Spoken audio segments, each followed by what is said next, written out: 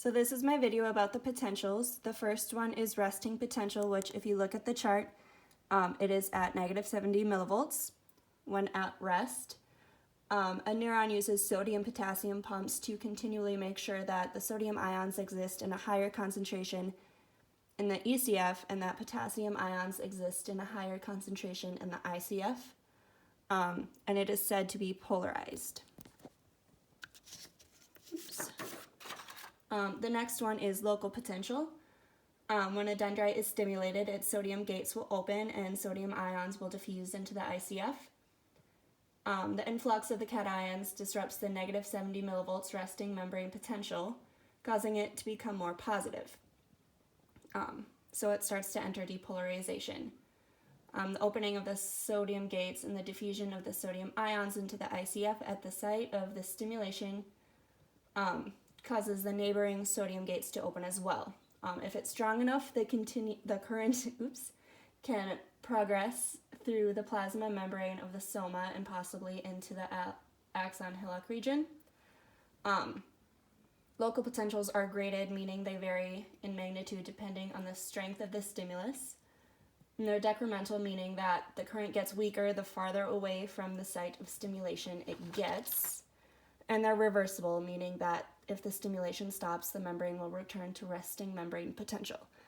And if you look at the, oh my gosh, I didn't even have it on there.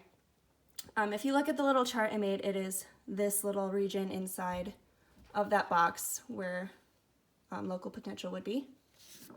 So the last one is action potential. When a local potential from the soma reaches the axon hillock, it will begin to depolarize in the hillock's resting membrane potential. The local potential has to be strong enough to cause sodium gates in the hillock to open and the membrane potential to reach threshold for creating an action potential, which occurs at negative 55 millivolts.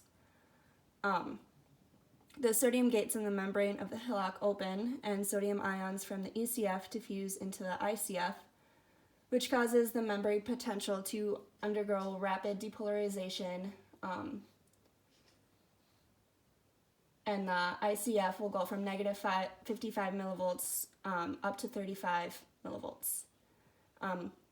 35 millivolts is the peak of the value of the action potential. The sodium gates close and the potassium gates open, so the potassium ions in the ICF diffuse out to the ECF. This causes the membrane to undergo a rapid repolarization, and then when a value of negative 70 millivolts is again achieved, the potassium gates closed. With both gates closed, the sodium-potassium pumps are able to return to the cations to their original locations. So these are all or nothing. They're non-graded. If the local potential reaches the hillock and is strong enough, it will occur at full strength. It's non-decremental, meaning they maintain their full strength down the entire axon, and they're irreversible. So once it's started, it cannot be stopped. And if you look at the little chart I made, it is this region right in that box.